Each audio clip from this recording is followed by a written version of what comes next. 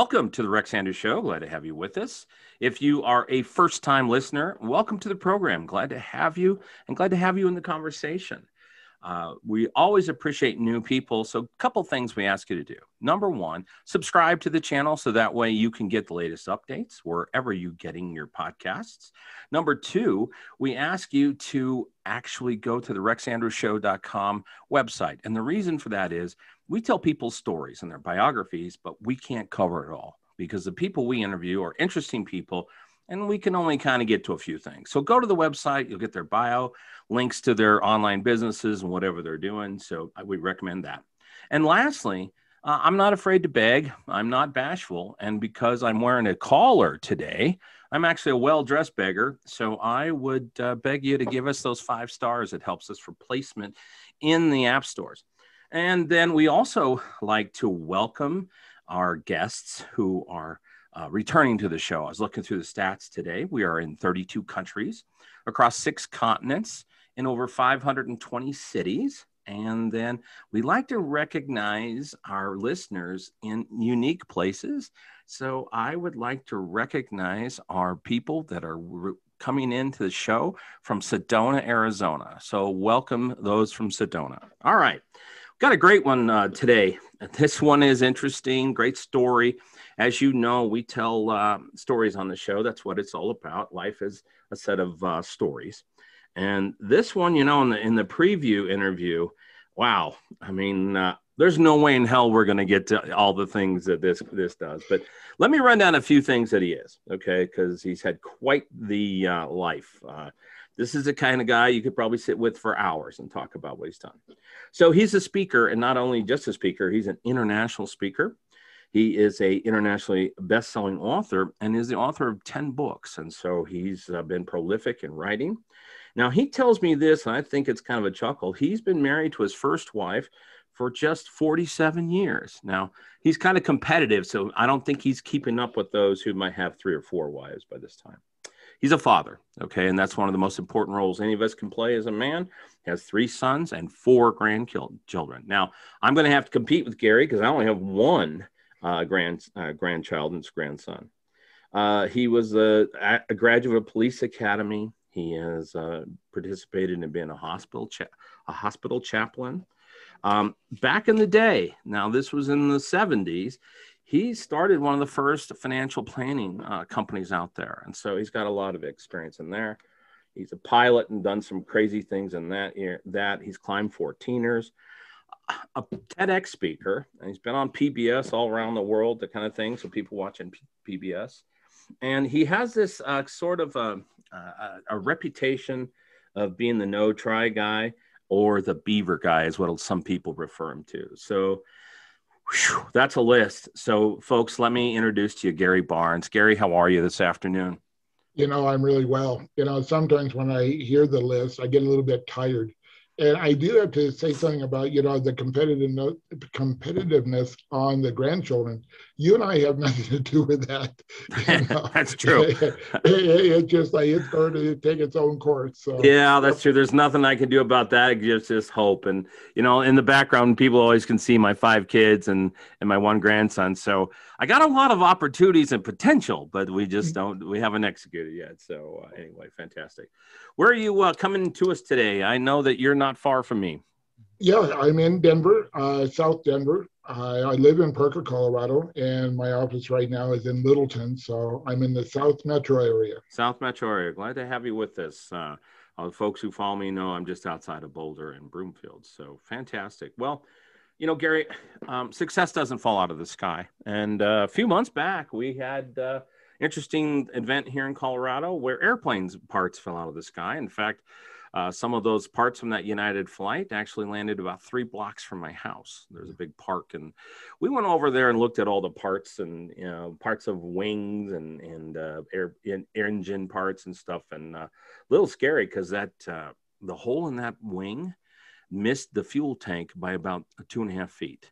So if one of those pieces of debris would have gone 2.5 feet over, we would have had a lot of airplane parts landing in the neighborhood. So Anyway, like I say, success doesn't fall out of the sky. It's a journey, Yep. and we want to learn about your journey because you've got a long list, and there's no way we're going to get to all that today in the time. But what I'd like to do is go back to where things start. Okay. The purpose of the show in a lot of ways is just to show people the journey that people have been on, because overnight successes won't really happen. That's a few and far between. So don't worry about writing these down. I'll fire them off because these are questions I ask everybody. So we'll roll through these. We want to know where you were born. Okay. Then we also want to know where you were raised, because sometimes that's really different and can be impactful. I had a lady on the show. Her name is Ellie Soja. She was the daughter of an international con man and moved 63 times before she was 15. Wow. So where we're raised counts. Okay. We want to know about your family, because family impact us always. No matter how old we are, we still have roots grounded in our family. So we want to know what your parents did, and then if you have siblings, and if you do have siblings, if any of them survived your harassment. But when it comes to parental influence, it's huge. Okay. Now, the reason I say that in the hundreds of interviews that I've done, both in radio and now podcast, I found that there's kind of three buckets. Okay. Those three buckets tend to be, one, I'm the supportive parents, just engaged all the time and working with their kids and pushing them. So I call those the launch parents. Okay. Then there's sort of this middle bucket. And that middle bucket is sort of the non-participatory parents. Of course, they love their kids and they were doing everything to support them. But most of the time, their time was spent eking out a living. So they tried to support their kids, but it just wasn't as much as, kids would really want or need. Then the last bucket is the one I don't like. I call it the struggle bucket. And this has huge influence on some people. This is where things were just not good as a kid. So there could have been abuse. There could have been addiction, extreme poverty, dysfunction, whatever. And that bucket kind of motivates kids to say, hey, I don't want to be anything like that. So we want to talk about that. Then we want to understand what you did as a kid, when your interests, so whether it was sports, computers, computers weren't quite around when you were younger, but, we want to know about all that because different influences. I had a guy on the show who actually, by age 15, Larry Cole, who was a car thief. And so, whatever you focus on, and what you spend your time on is important. So there. Then we'll hopscotch a little around your education. And then this list is so long. It is absolutely the longest list of anybody I've had on the show. But I want to go through and talk about just pivot points. Okay. You've done a lot of things. Okay. But key pivot points and maybe some influences or people who made an impact on you.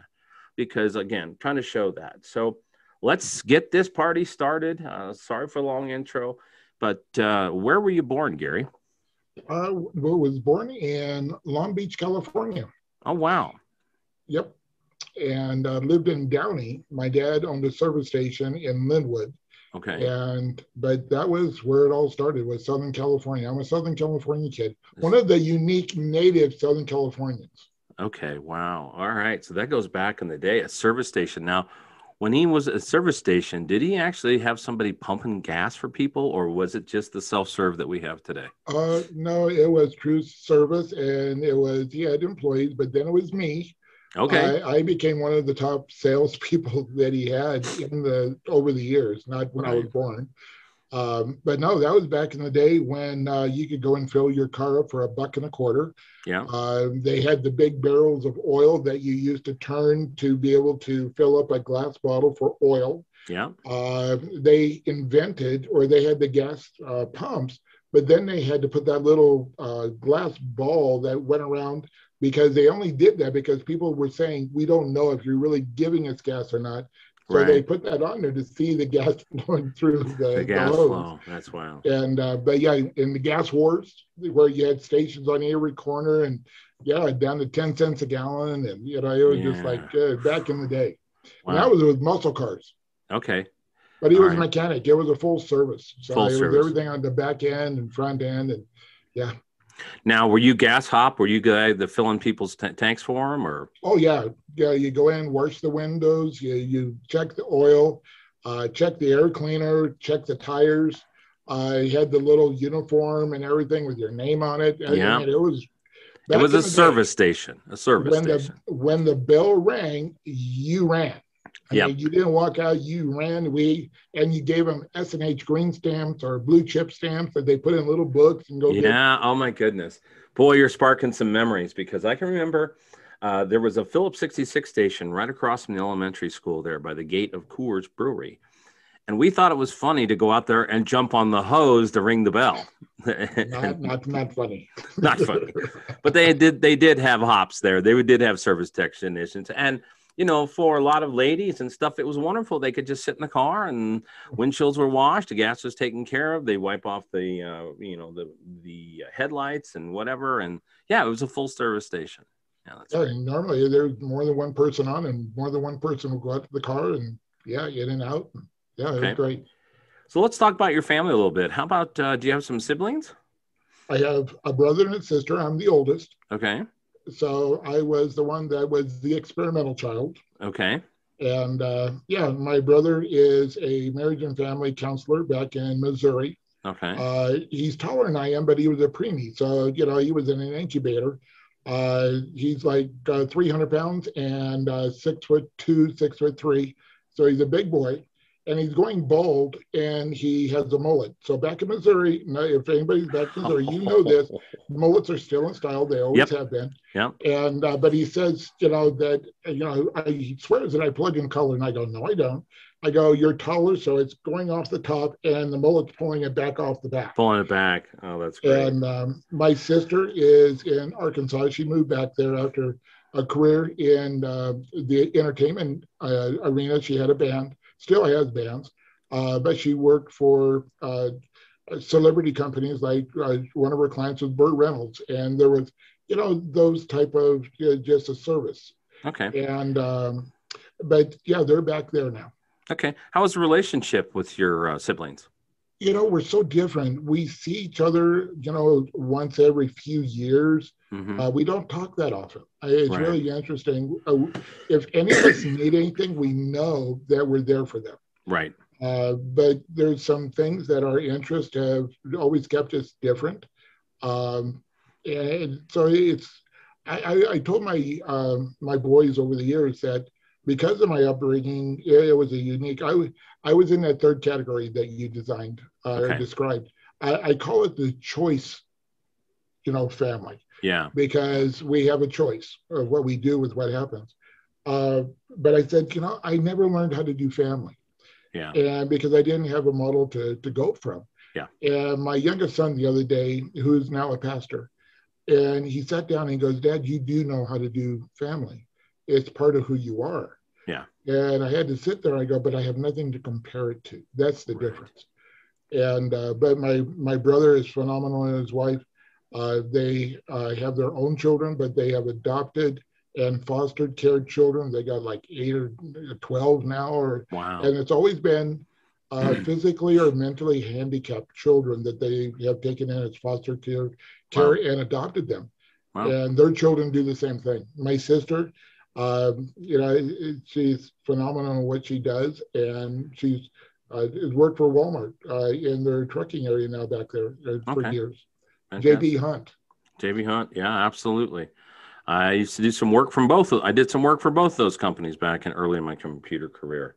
You haven't lived until you've been to the airport there in Arkansas. It's the I have flown in and out of there. Yeah, it's the airport that Walmart built. That's for sure. So fantastic. What was the dynamic with your parents? Now, you said your father owned a service station. Was your mom a stay-home mom like most were at that time? And then what did that look like? Yeah, she was a stay-at-home mom. She did the books, quote, for the business. My grandmother lived with us, and actually my grandfather did also, but he was banned to, back in the day, called the Rumpus Room in California. Mm-hmm. And so it was a separate building in the back part of the property. My grandmother lived in the house with the family, a very small house. My dad always was working. He was always up before we got up, and he opened the station and closed the station. That was his life. And I think part of it too is that was one of the ways he survived. It was a way to escape what was going on in the home. My mother and grandmother were very domineering. There was physical, sexual, verbal abuse that happened throughout. Okay. Being the oldest, I was a target. Ah, And so it was one of those things that, and today, people that know my brother, sister, and I, all three of us, they go, how did you come out of that being who you are? yeah. And I said, it's a choice. We all three made a decision. It was not going to perpetrate Your farther life. beyond us. Yeah. We were not going to allow it to continue. Now And let so, me ask you a quick question there. So, was your grandfather did your grandfather have the same type of behavior towards your father? I mean, because a lot of time my, my family was crazy. My family was like that. My father had a quick, hot temper. He was a highway patrolman, but he inherited his behavior from his father. He had five siblings, and then his mother passed away at 17. So all of a sudden, dad's there on his own trying to raise six kids, and then he turned to the bottle and things went south. And so, but I'm going to guess that his father too, things generational and it's hard. yeah, my dad's father was a farmer. He was Okay. back in Michigan, a dairy farmer, and very, relaxed, very, practical, I guess I would say. But he was very, um, I hate using the word weak, but he was not a strong man. And so his wife, who was a second wife, always would say, "You don't want to do that, do you, Johnny?" And so it was there was a little bit of that perpetrated into my dad. Mm-hmm. My grandfather that lived with us was my mother's father, Okay. and he lived, and so he was doing a little bit of the escape. He wanted to be back there, but he was an alcoholic, Okay. and so there was a different dynamic that way as well. Okay. But yeah, there was it was a very much an interesting childhood, and to the point that I did not even realize some of the events until I was actually working with uh, Tony Robbins, and there was Okay. an exercise that this became an awareness. But it a lot of my childhood, I have no memory. There Okay. is a complete block. Blocking it out. Yeah. I understand that. I had some physical abuse in my life from my father. There was some verbal, but it was mostly physical. And I reconciled with him on that before he passed away, and literally about a decade before that. But you do block things out that are painful. You Well, really do. my dad taught me how to cuss. Oh, really? Yeah. Yeah. But the thing that my dad did give me that I had to really wrestle with as an adult was he always told me I was just a dumb, fat Burns. Okay. So he didn't attach it just to me, but to the entire family or heritage. And what I came to understand was he was wanting to protect me. It wasn't out of anger. It was never said out of meanness. He was wanting to not have me risk to be disappointed and hurt the way he had been through his career. And like you, right before he died, I was in the car with him and he reached over, grabbed my knee, and he said, "I'm sorry." Yeah. And it was, I never had the parenting, if you would, that I Hmm. would have desired and wanted to give my children. But what I've learned to do is I could give myself many of the same benefits, the same processes, and it wouldn't be the same, but it would be enough. Yeah. So I could be like that big brother to myself. Yeah. And when we have that, then it lessens the need to go out and fulfill or the emptiness with substance, with relationships, with whatever it is. Yeah. And there's a satisfaction that I'm guessing you have as well, is that for whatever reason we took the hit to make a difference in future generations. Yeah. Yeah. I've been blessed. My kids are all now adults, 18 through 26, and that abuse ended. There was no physical abuse ever, and there was just a different parenting style. I mean, the reason, for those who don't know, the reason I stopped my radio career is so I could go coach, and because I wanted to be the dad coach that my dad could not be. And I ended up coaching over 400 games in four different sports. But that meant everything to me because I've set a silent example of the way that they can now parent their kids if they choose. And so, yeah, it's a really satisfying to know that you stopped a generational Yeah. situation. Yeah. So that's great. Okay. So what did you do with your spare time when you weren't at the gas station selling, products there? When growing up, did you spend your time doing? Back in the day, a Stingray bike was the most important thing in a guy's life. That's And we right. A used to Schwinn go Stingray. Oh and my. we jump ramps and all that kind of stuff. Yeah. But where we moved around, we went from Southern California, then we went to Bozeman, Montana for a couple of years. And then my mother could not take the cold. And so they had property in Desert Hot Springs, which is across the valley from Palm Springs. Sure. And so we moved out there. And so it was in the desert. I played football in in high school, which that was my sport. I mean, we were four sport guys, and Sure. but the only thing we were good at was football. Everything else, it was like a joke. But what I really enjoyed was airplanes. I remember my dad and I. The one neat memory I have is going out in the early days of LAX on Sunday afternoons, watching the DC-3s and the DC-10s come in. We sit at the right at the end of the runway. Yeah. Oh, wow. My dad was a pilot, and out of the war, but he was the kind of pilot that was more of a hedge hopper. The last plane that he had, he got in. He didn't believe in pre-flight, and he couldn't get any altitude, and just barely made it over the trees. And he heard this noise, looked around, and there was a hole in the tail where a cow had stepped through the back end of the airplane. Oh my goodness! And so, but we had that kind of connection. But I didn't really relate to cars, even though I grew up with cars. But I did drive a destruction derby. Okay. So that was fun. I looked for things. People have thought that I'm an adrenaline junkie, and I'm not. But I go for the experience, not for the feeling, the memory, the things that have meaning. And I was into music. I played the guitar. I played the banjo a little bit. I've been a drummer since I was about 6 years old. Okay. In fact, I play with cover bands that are there so often, and I have an event coming up next week where I'm going to be playing with one of the premier cover bands here in Colorado. But the really that ability to express myself in that kind of music, and back in the day it was rock and roll. Yeah. And it really was work. It was really interesting. I don't remember having much of a childhood because I was working from the moment that I could, get out and run out to the car. And then in high school, I was a day bell captain at the Riviera Hotel. Yeah. I worked 2 or 3 jobs, and it was just like that was just something I did. It's a great story to point out because things are so much different for kids now. When you and I grew up, and then you're about 10 years older than I am, but it was still that generation of way there.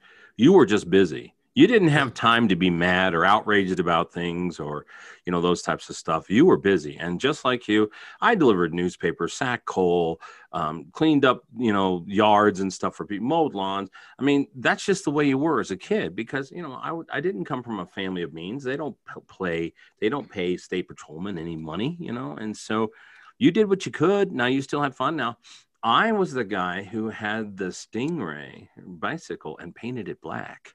So those are the we days. used to put those baseball cards into the spokes, make them sound cool. Yeah. But, in Palm Springs, I always say there's 2 groups of people, the served and the servers. Yeah. And, I was a server side. And I'm really glad that I was because I learned a lot of neat principles and met a lot of really cool people along the way. But it was also my very first car was a 1963 Studebaker station wagon that was army green with a permanently pitted windshield. It was the Chickmobile of Chickmobiles. And I'd drive into the parking lot of the high school, parked next to a bright yellow or a bright red Lamborghini or Corvette or whatever. Right. And I'm going, a little bit different. And no air conditioning. Oh, no. Air conditioning. Oh, that's hilarious. You had a station wagon. That is hilarious. No less. Yeah. When I grew up, my very first car was a Ford Falcon station wagon. And everybody just gave me so much crap because it was a station wagon. Yeah. But we had a friend of the family who gave it to us, and it was in mint condition.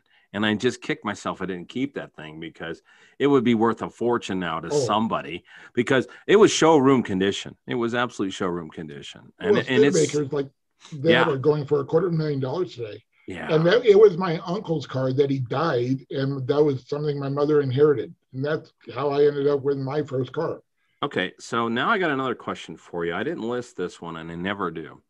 Um, Looking back across your formative years, setting your family aside, so mom, dad, grandparents, those things, was there someone in your life that made a huge impact on you? Somebody that you just said, you either connected with, or they were just a great mentor? I never had the honor or the privilege to meet him, but it was John Wayne. Oh, really? And John Wayne was the man. Yeah. And, with war movies, Westerns, whatever. But one of the things that really impressed me with him is that no matter what situation he was in, he never showed any fear. No. And I built an erroneous belief that courage was the absence of fear. Yeah. And it was about 15 years ago. I was speaking at an event, and a gentleman came up and said, uh, "Would you like to hear a story?" Like of course.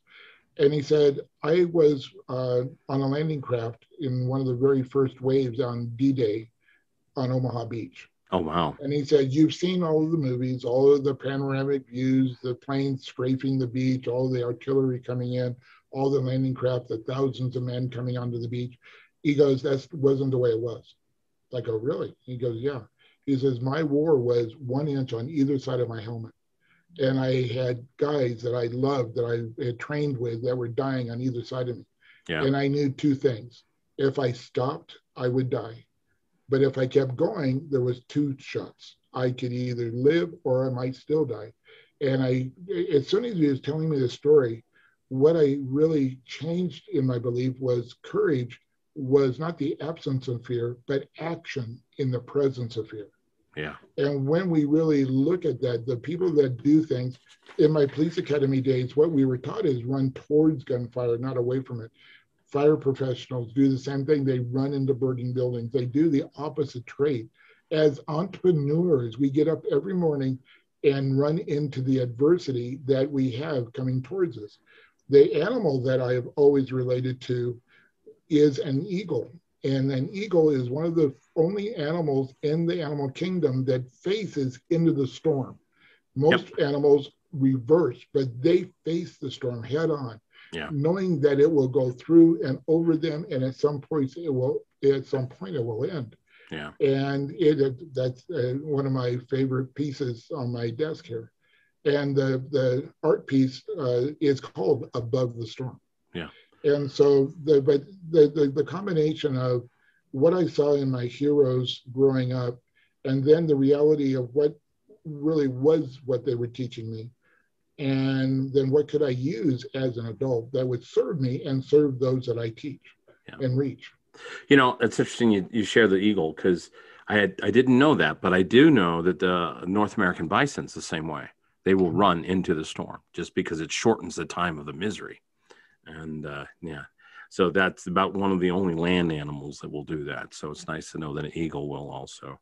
So that's fantastic. Okay, so let's talk a little bit about your education. I mean, you're a lifetime learner, it's obvious. And so you never stop learning. But let's talk about formal. Once you got done with high school, did you go on to college, or what was your next hop? Yep, I did go on, but I am the reluctant learner. Okay. I'm a very slow reader. And because of that, in high school, going to college, I had to take bonehead English and bonehead math just to get in. Yeah. There was no help from my parents. And I left home early. I graduated 6 months early, working construction, and decided to go to college. And my original intent was to become a pastor. Okay. And so my early background in my work was theology and psychology. And I was hired as an associate pastor, actually up in Pasadena.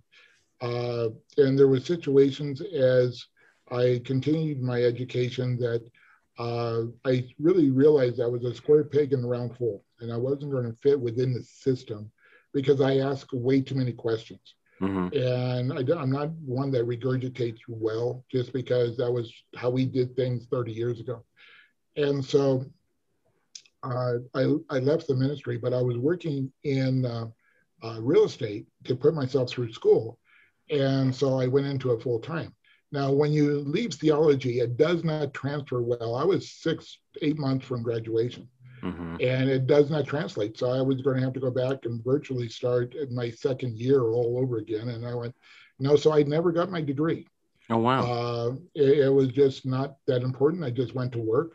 I became a successful realtor in Southern California. And then that's where the transition to build one of the very first financial planning firms before there was ever an industry or anything called financial planning.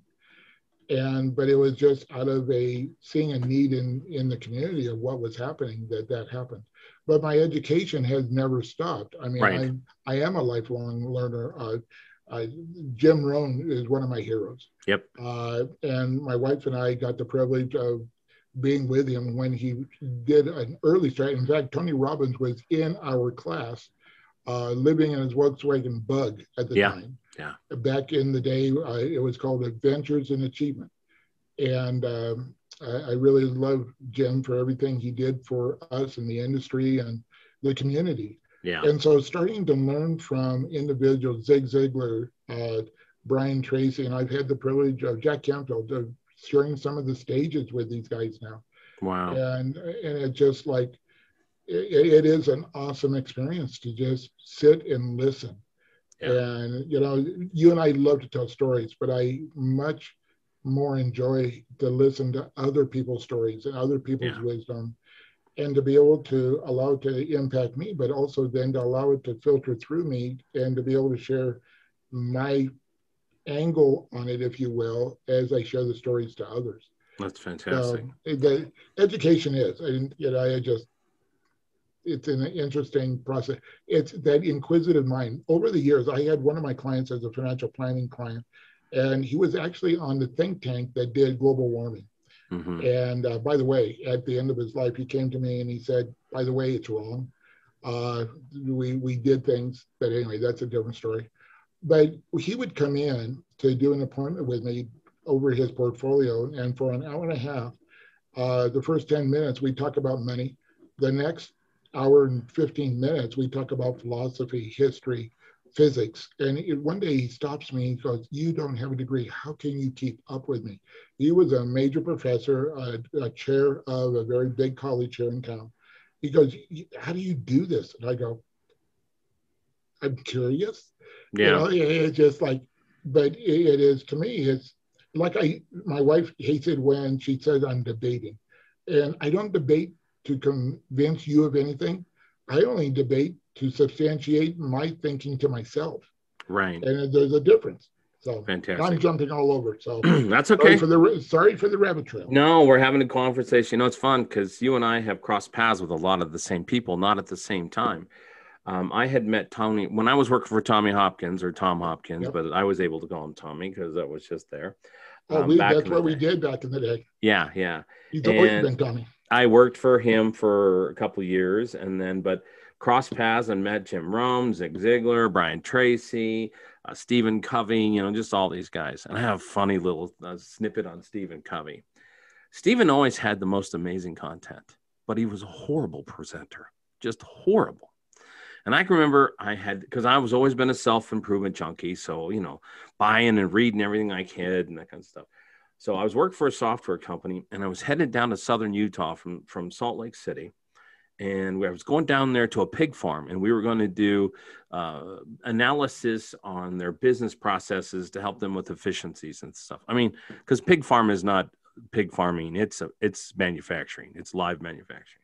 Anyway, I had bought these tapes from Stephen Covey, and I had a pretty new pickup, and I was heading down the highway, and I had come in from somewhere else and flot, and so I was tired.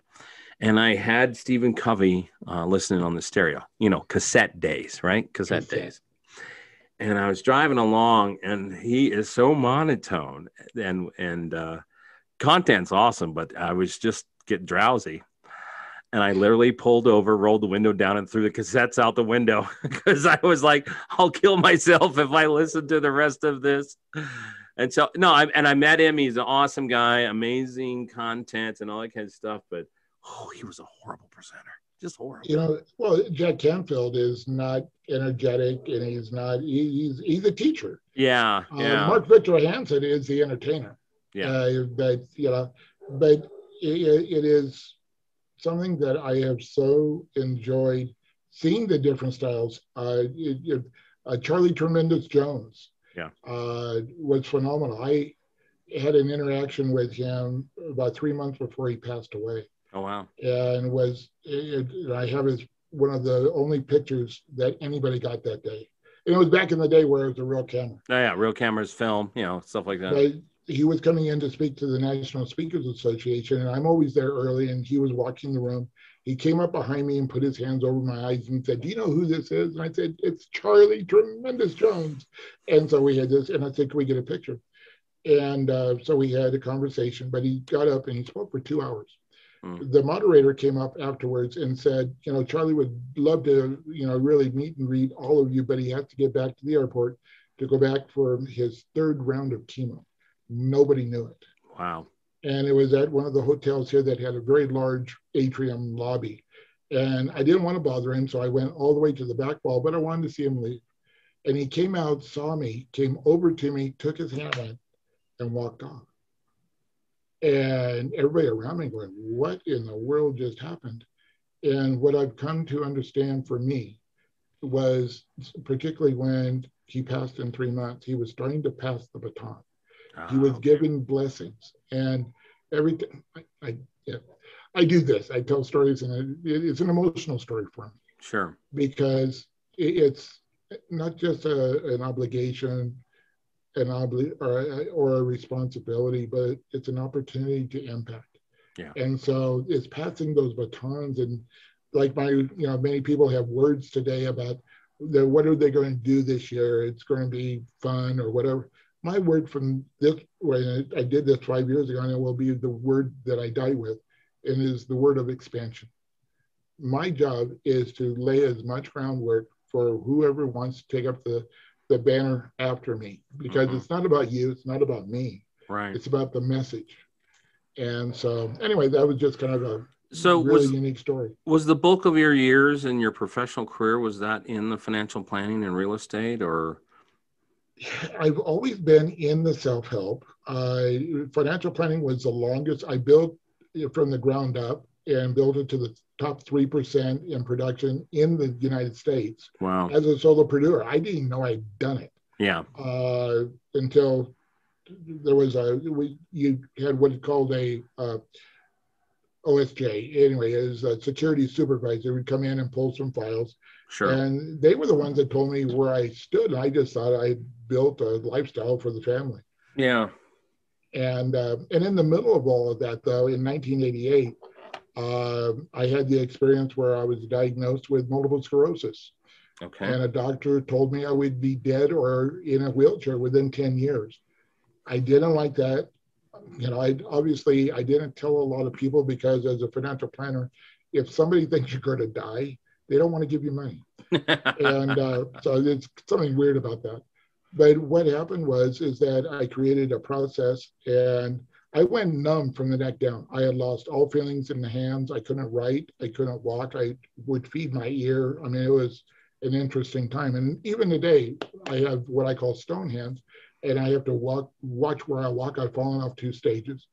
But it was something that through that experience, and also through my chaplaincy training, where they had us write our own epitaph. They had us go to our own funeral, and they had us write what would be on our tombstone. And I was 20 years old.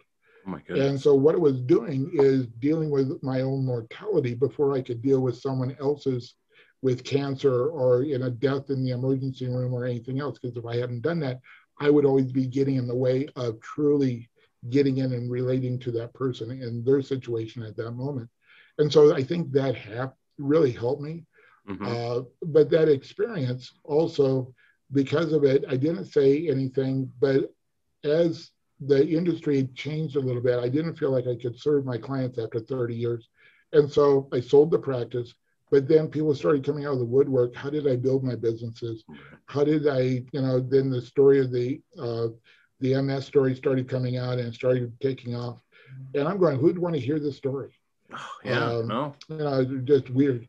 But the thing is that, so I have been a speaker my entire life.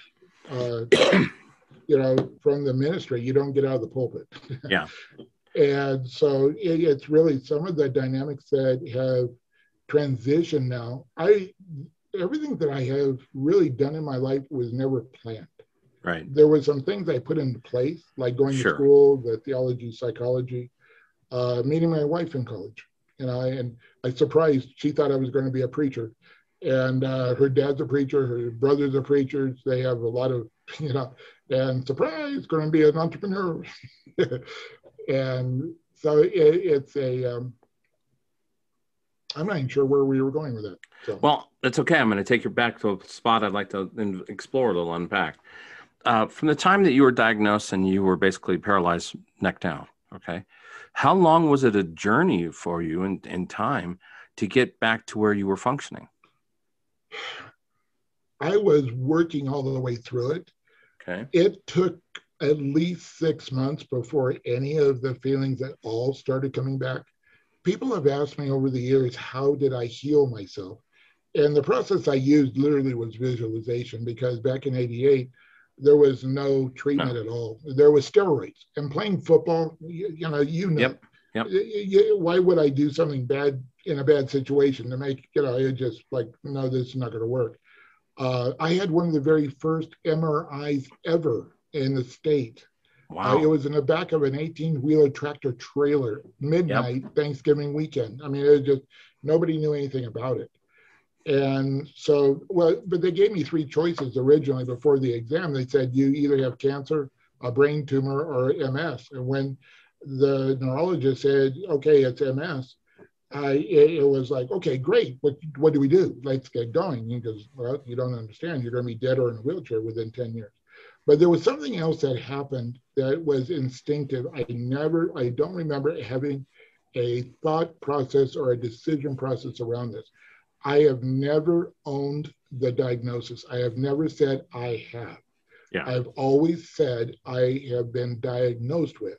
Even when I had lost, my wife helped me with my buttons this morning, because it would take me forever to do it. When I go to hotels and I'm out of state, the hotel staff, I ask for help. And if I go back to the same hotel, they start arguing who's going to help me. Who's going to help? I get adopted. I mean, it's really cool. But not owning the situation, I think, was a major deal. But the way I look at it, the amazing dynamics of our brains is that I rewired myself. Yeah. I didn't heal myself. So I had that choice. And so is it the same as you? No. But is it enough? Yes. Yeah. Well, it's really interesting that you talk about that, because so many people, once they get a diagnosis, it becomes their identity. Right. And that's not a good way to do that. And, I had a therapist years and years ago, because I have some, health issues. I don't hide it, but I don't wear it on my sleeve is the first thing. I'm bipolar. I have brain chemistry, that I don't even call it bipolar most of the time. And when I went through one of the first sessions of therapy, she said, I said, I have, or I am bipolar. And she goes, stop. You have that, but that's not who you are. That's just one element of who you are. And so that stuck with me forever. And then I like your idea of, well, don't even say I have. It's just I've been diagnosed. Because, the funny thing is, over the past 20 some years that I've had that in my life, that's been a recognizable diagnosis. They've changed it from my original diagnosis from bipolar 2, hypomania, ADD, to bipolar 2, undefined. And it's just because they have no real idea what the is, and they have changed the DSM. So I get what you're talking about. And I tell people, yeah, I have it, but it's not who I am. It's only one element of who Rex is. Well, you deal with the symptom. Yeah. As an entrepreneur, isn't it the same thing that we do with outside adversities? Sure. Whether it be the economy, whether it be political, whether it be medical, going through the pandemic, whatever it is, it's the same thing. It's that choice of we don't have influence over what happens to us, but we do about the reaction to it. Yeah, And that's exactly. a very old adage and a very Sure. old concept. But how many people really see that their empowerment is in the decision after the process or the event or the stimulus? It's not in the stimulus itself. Yeah. Because people want to be in control. And I always ask people, do you ski? And they go, well, yeah. And I go, is that an in control or out of control event? And they go, well, I'm in control. I'm a really great skier. I do blacks, double diamond blacks, and all that.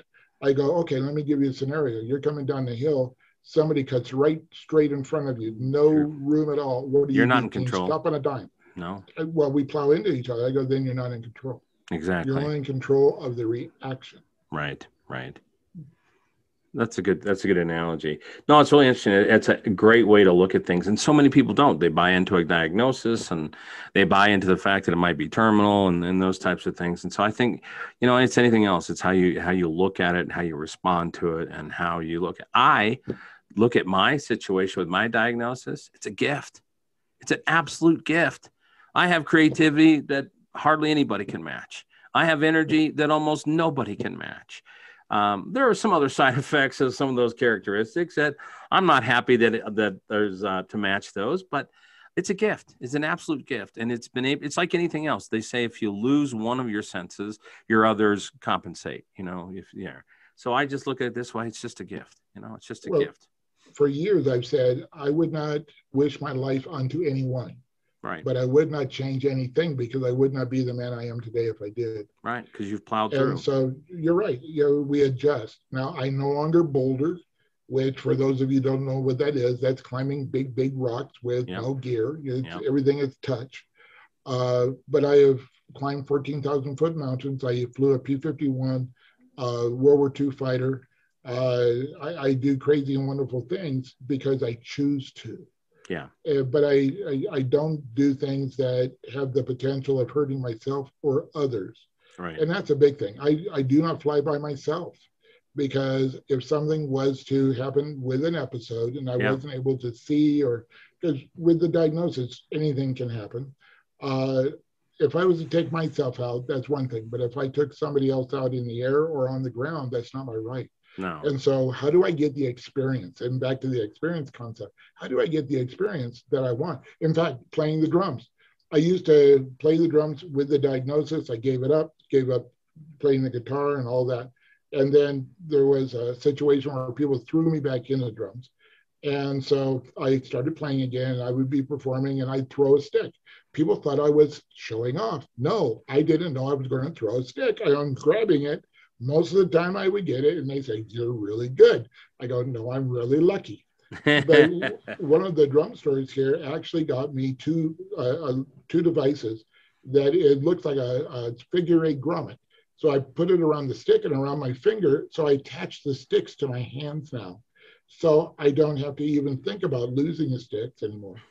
So we look for the workaround. We look for the way to accomplish what it is that we want to do in a way that still gives us the experience, but we don't have to give in and give up things that really serve and give us purpose. Okay. So of all the things that you've done as far as climbing 14ers and that kind of stuff, piloting all kinds of crazy craft and stuff, is there one thing that just has been sort of gosh, this is a dumb question for you, but is there one thing that's just really stood out that says, this experience really had changed me, or it's just something I enjoy so much that it means a lot to me? There's a concept that I teach around called the power of yes. Okay. And the question that I ask people, because when I say to make that statement, people say, well, I can't say yes to everything. And I said, that's not the point. The point is not saying no. And the way we know what to say yes to is this equation. Does this opportunity take me towards or away from my ultimate vision? Mm-hmm. And so it's not good, bad, right, or wrong, but does it fit? And so when I look at when you ask that question, there was actually two things. One was flying the P-51. Okay. I love flying. And we did all the acrobatics. I mean, I show the film. You'll see the film next week. Okay. Little clips of it, and the experience of that it brought my childhood back for me. It brought all of the, just I flew with a former F-16 pilot. It was just phenomenal. The other thing was when I brought back my drumming, gave myself permission to maybe look like a fool and throw sticks and do whatever. But when I did that, I re-engaged something because my income actually went up 30% Wow. when I did it. Yeah. And so it's music. I don't read music anymore. I feel music. As a drummer, if you're on the beat, you're behind. You have to anticipate the beat. And the experiences that have come out of that, I played in a Christmas program with the Denver Philharmonic. It wasn't with the Philharmonic, but it was a conductor from the Denver Philharmonic. He gave me a big book that was like, 5 inches, 6 inches thick. And I said, what do I do with this? Sit on it? He goes, no, that's your music. I said, I don't read. He goes, oh, golly, what are we going to do? It's 17 songs. I said, let me hear the music. And so we get done. He goes, I have never seen anybody do what you have done in these two programs, because you were on for every single one. You knew where you were going. And it's just like, so like I say, with coaching and working with people and speaking, this is not what I do. This is who I am. Yeah. And when it's who you are, when you're doing things out of your core, like this is not scripted. This is us. This is you. This is me. That it's, you don't shut it off. There's no way to shut it off unless, to me, you're dead.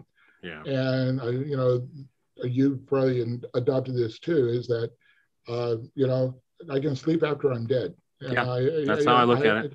What's my next adventure? What's my next thing? What's my next yes? Well, I think it's really cool that you flew the P-51. I'm a goof and study a lot of hardware and the P-51 is the bird of freedom. I mean, when you look at that thing and how it was developed, it was one of the key elements of winning World War II. And then, from that moment on, America's enjoyed air superiority, and that's how you're always going to win a battle these days. I mean, there'll be things. And so the P-51 was an amazing machine. It was assembled by a bunch of women. I mean, there's nothing wrong with that, but they weren't engineer mechanics and things like that. These were people that were brought in off the street to put these things together. And now the P-51 was a true fighter. I mean, it's single seat. The first thing that you could really do a lot of aerodynamics and things. I mean, as far as area things, incredible fighter, for the time. So yeah, it's one of my favorite. It's one of my favorite pieces of equipment. The interesting thing though is that the American version of the P-51 was underpowered. It was only when it got to Europe, in the European theater in England, that they put the Merlin Rolls-Royce engine in it. Okay. And that marriage, that hybrid, is what won the war, basically. Yeah. And I've had the privilege of interviewing and having one of the Tuskegee Airmen, the Black Air Corps. They runs in P-40s. And the interesting was that they never lost a bomber escort, not one plane in the entire time they were in the theater. But the P-51 had that ability to have a turning radius. You could hear it coming. Yeah. It was just that in the Spitfire. Spitfire is not far behind. Yeah. But yeah, you hear that Merlin Rolls-Royce engine in a P-51, you automatically know what it is. Yeah. Once you've heard one, you know it. I mean, it's like a dog whistle. You know exactly what it is. And you can hear it coming because it's not flying fast enough that the engine, the noise is coming from the behind. I mean, we got a lot of air shows around here, and, when they get those fighter jets rolling and stuff like that, and the sonic booms and things, that, that's craziness. But a P-51 is just a special bird. It just is fantastic. So you're doing some pretty interesting things today, and I get to go experience that in about a week or so. Tell us a little bit of what you got cooking these days. You know, because of the word expansion, I do quite a bit of speaking, both nationally and internationally. The unique thing is I speak right now in the last few years between 40 and 45 times a year. But none of them have I gone out to look for anymore. It comes to me that I get invited to do it. And so over the years, because of time, I started doing events. And the event that you're coming to in a week is called the Breakthrough Business Mastery Bootcamp. And we have people coming in from all over the US. It's a smaller event, though, which is unique because I never want this mega event where I can't really get in the room and meet people and really rub elbows. But the interesting thing about this event is that it's proprietary in the fact that everything that is taught or that is taught at the bootcamp has come through my experience. Okay. And so on the first day, and for those of you that are listening that are entrepreneurs or business owners, which is virtually the same thing, is I truly believe the industry has it backwards because everyone is looking for the magic bullet, that magic, formula that is going to make the difference. So they're looking for that technique, that strategy. I truly believe that 80% of success in any business is psychological and emotional. It's staying in the game. It's going through, coming through the pandemic, or as a financial planner, I went through 3 major recessions. I went through 9/11, and it wasn't an option to quit and go do something else. It was like, okay, how do we make it through? And it's going through those times that actually gives you that ability to be more beneficial to not only your clients, but to the people that are coming up behind you. But staying in the game is interesting because most people have no idea what the end game is. You're talking about Stephen Covey. The most important thing that I learned from him was start with the end in mind. Yeah. Why are you doing what you're doing? What is the purpose? And when people have really no clue, they're throwing darts on the wall, hoping something sticks, that they get lucky. And there was a card on my wall years ago. I said, the harder I work, the luckier I get. And I've changed that thought as well because I don't believe in working hard. I believe in not even working smart. I believe in working right. When you work right, neat things happen. Opportunities show up, and that's where the power of yes comes into play. But then on day 2 and 3 are all of the things on how to elevate and separate. Quit selling. Start sharing. Open the door. The model that I created was truly a brick and mortar model, to where when a brick and mortar store owner goes in, they open the door, unlock it, turn the lights on, turn the open sign on, and then showcase what's on the inside and invite people in. I have stopped chasing people a long time ago because I don't like it. I don't like it when it's done to me. But then speaking and marketing, branding, all of the things, time management. I created a time. I will give you 41 hours plus back into your life at the event. And it's a formula. It's just one of the most simple things that people say, well, that can be that easy. Yes, it is. So it's a very practical event. I do a speaker event, people that want to get on stage, and speaking to me is 1-to-1 or 1-to-many. It really doesn't matter. And also a marketing and branding program that we do. So that, and my coaching clients that I've had clients in 9 different countries. I'm only in 2 countries right now with clients and throughout the US. So, I'm a different kind of business coach though, too, because people ask me, am I a life coach or am I a business coach? And I go, well, I'm a business coach that includes life, because I don't think you can separate the two. And so because of my background, there are times I go home to my wife and go, man, I had my chaplain's hat on today. But if we didn't deal with whatever was going on within the situation of their environment, doesn't matter what we do in their business, and vice versa. So anyway, it's something I really enjoy. I work with, startups all the way to manufacturing firms. As long as the person that birthed the business, the one that created it, is still actively involved in the decision-making process, then it's all industries and all men, women. And in fact, I'm a little bit weird because about 80% of my clients are female. But I do not market to women. And I've had some of my female clients go, you need to market to women. I go, no, thank you. You want me to lose my business? No, it's what if we showcase who we are and what we do, there is a natural gravitation to where people say, there's something about you that is interesting, or maybe, and this leads into, well, I'm just going on, but there's three things that I teach for success also is to be seen. If you're the best kept secret, it doesn't matter. Doesn't matter. To be safe. And what I mean by that is no agenda. When I'm here with you, there is no agenda outside of, being with you, supporting you, helping you with your program. And the prayer that I pray every time before I'm doing anything is, let me touch one. Yeah. Because Rex, I know there's somebody that will listen to this program at some point that they'll say, that changed my life. And it's not about you and me. No. We are the subject, but we're not the message. No, we're just the vessel. We're just the vessel. And we're the conduits. Yeah. And so the safety is something I don't know of anybody else teaching. And the third thing is relevant. Yeah. And there is a two-part to that, is that what you have as a product or service, is it needed, but also desired? Yeah. So many people say, yeah, I have a product, of course it's needed, but if nobody wants it, it doesn't matter. Right. So if you have those three things, you will be successful. I just don't know how long it will take, or what I call the gestation period. Yeah, I've been putting together a project that I call the science of relevancy, and staying relevant is a challenge, especially in today's world, because things are moving so fast with change and those types of things. And you really hit a nail on the head of, is it wanted and is it needed? Because you can't sell anything or have people adopt anything if it doesn't do those two things. And, people throw up these sites and start these businesses with all kinds of interesting things. But if it's not wanted and needed, you're never going to go anywhere. And I believe it's a science to stay relevant. I really think it's relevant. So that might be my first book, but who knows? I'm busy staying other things.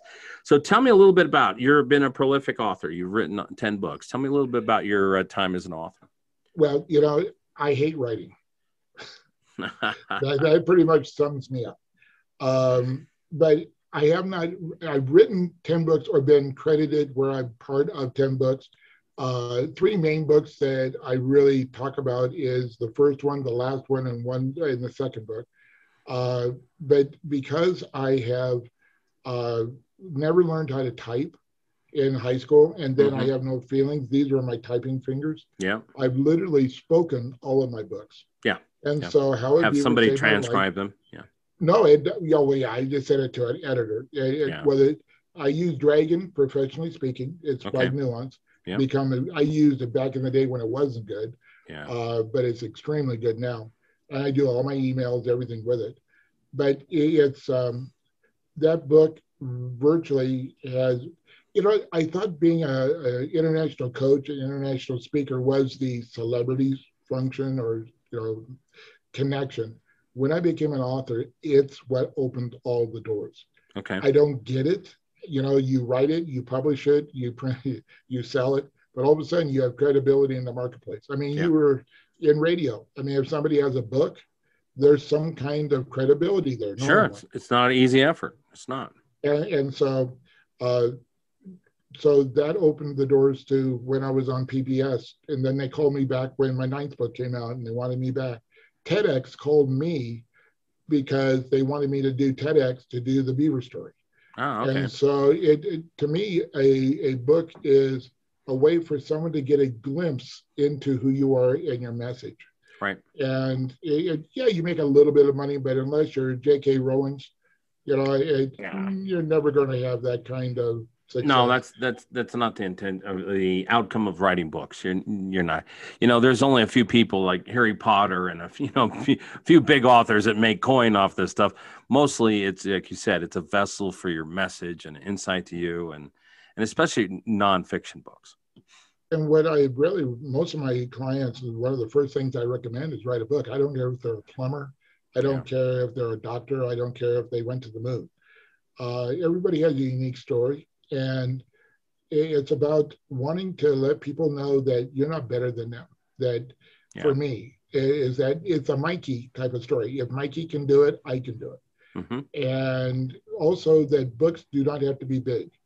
My books are called airplane books by clients. And I started getting, insulted because they said they could read it from LA to Denver and be done. Well, they can. It's about 120 pages, and it's Good story enough. form. Yeah. But they said if it was any bigger, they wouldn't have bought it. Yeah. And people will read it. They'll write me and say, I need 10 more because I have people I want to send them to. Mm-hmm. And so it's really, it has become a virtual business card, and it's a door opener. The Spend and Grow Rich book out of my financial planning days is not about investments, but again, the psychological and emotional aspects of money. How do we relate to it? Right. So it's a spending plan, not a budget, spending plan.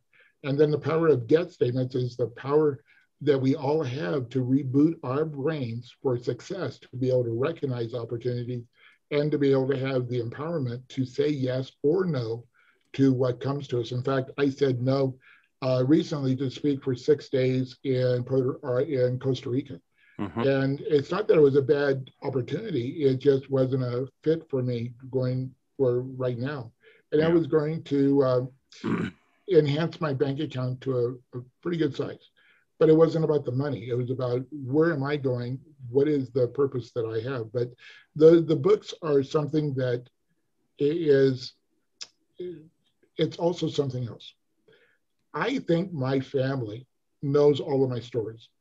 My kids will come to my programs to find out where I came from. I go, I told you that story. They go, no, you didn't. And so some of the books is really, I encourage people to do, it's about how did you get to where you are? So your book that you're writing, and my first book that I really have on the agenda that I really thought I would write is still not written. Oh, that's great. And it's the storytelling, the application for people, and how we can translate our story into viable processes for people to use, whether it's the identical situation or not, is part of the connection piece. Yeah. And so, so there's other books out there that a lot of them, they're just there. And So I want to circle back on something here, because I want people to understand the emphasis and impact. How old were you when you got the diagnosis of MS? 33. 33. So how many years have you lived with this now? I'm 67, so 34 years. 34 years. Okay, so you've had it longer than you haven't. I've been diagnosed with it longer than I have. Okay, sorry, I got to correct my. I am gonna, Gary. I have to do it. Well, I'm going to adopt that. So you have been diagnosed for more years than you hadn't, and it still impacts you every day, right? You've talked about the hands and being able to, do certain things and equilibrium, stuff like that. Oh, I bump into walls. I do. Yeah. So I just want people to understand that it's not something that went away. No. And it's impacted you your entire life. Well, the second half of your life, like we said, more years than not. But you haven't you haven't let it define you. It's not a focal point. Yeah. There's an analogy that I use a lot, that most people have ridden a bicycle. Mm-hmm. And if you've been on a trail on whatever, and there's an obstacle, maybe a limb, a branch, a rock in the road, if you focus on missing that rock, then odds are you're going to hit it. Yeah, exactly. And so I knew some of these things early on. And in my early study days was also, I knew about Norman Cousins using laugh therapy. I knew about the cancer patients using the visualization of the Pac-Man. But none of these focused on the actual, quote, illness itself. Mm-hmm. It focused on what could I focus on the other side of the illness that could get me to a result that I wanted. Right. And so one of the things I created, I'm skydiving on my 100th birthday. I've set that up 34 years ago. And my wife keeps telling me, you promised me you'd be doing that at 100, so you got to stick around. Yeah.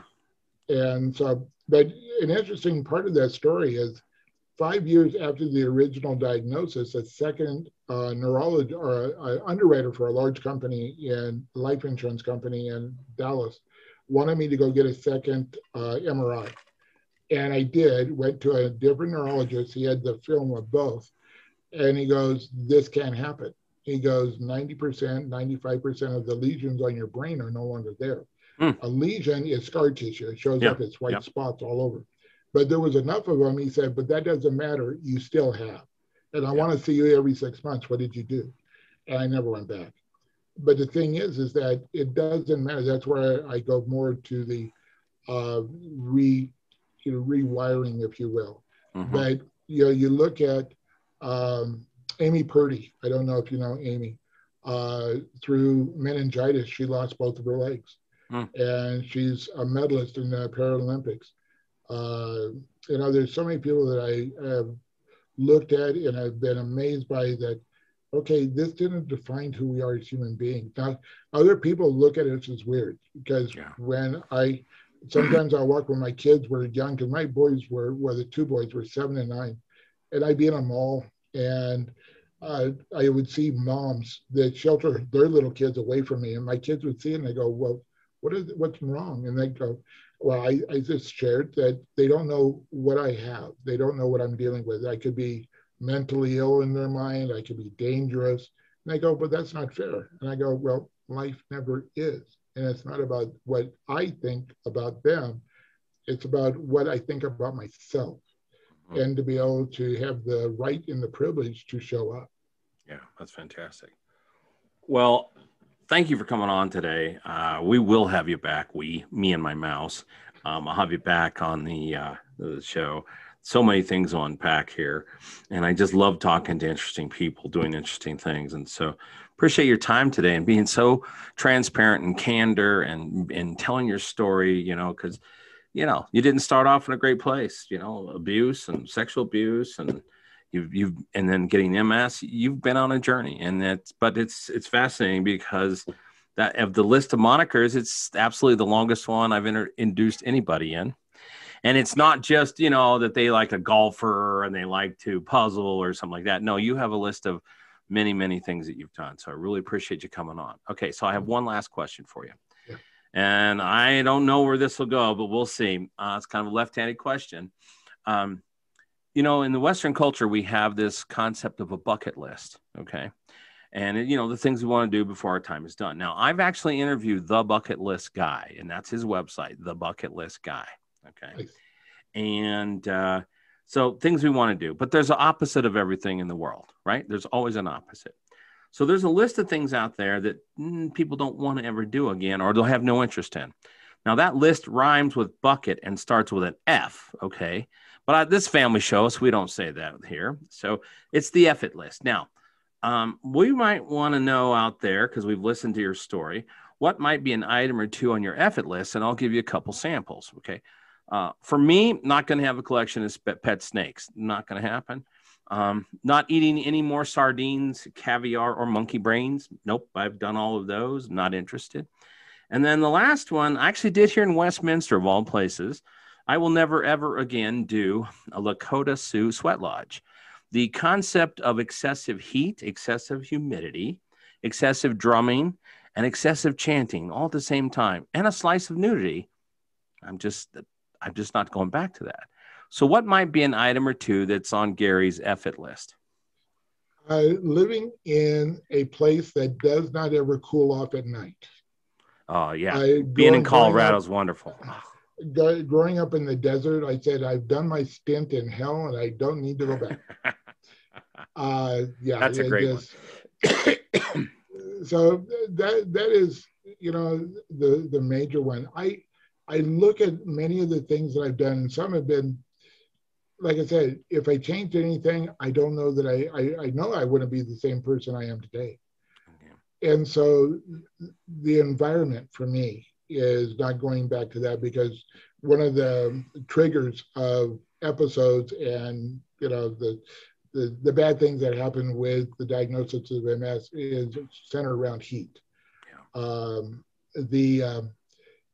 Yeah. Or probably another F, I never take a very long walk.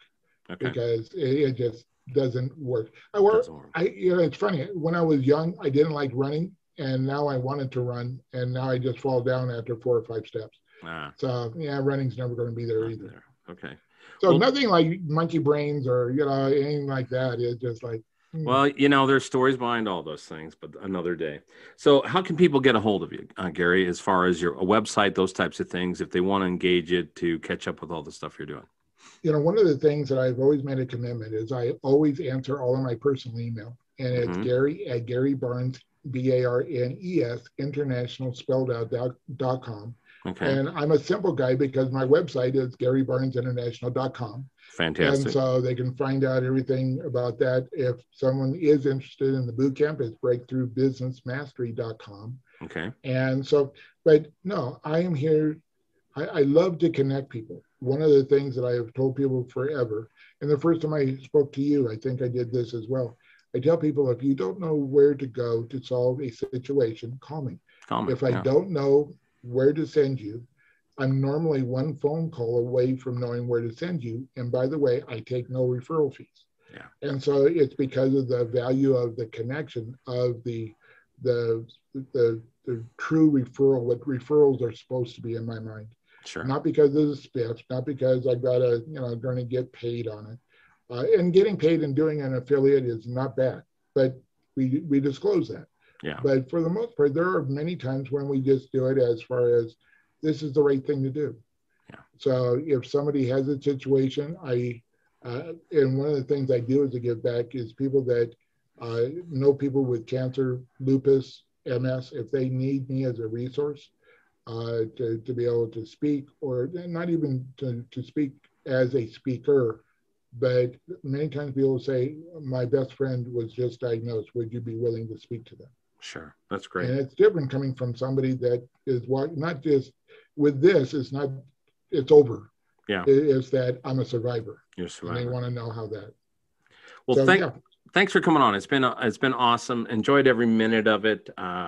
Quite the character. I know a lot of people are going to love this one, and we're excited about getting you back sometime.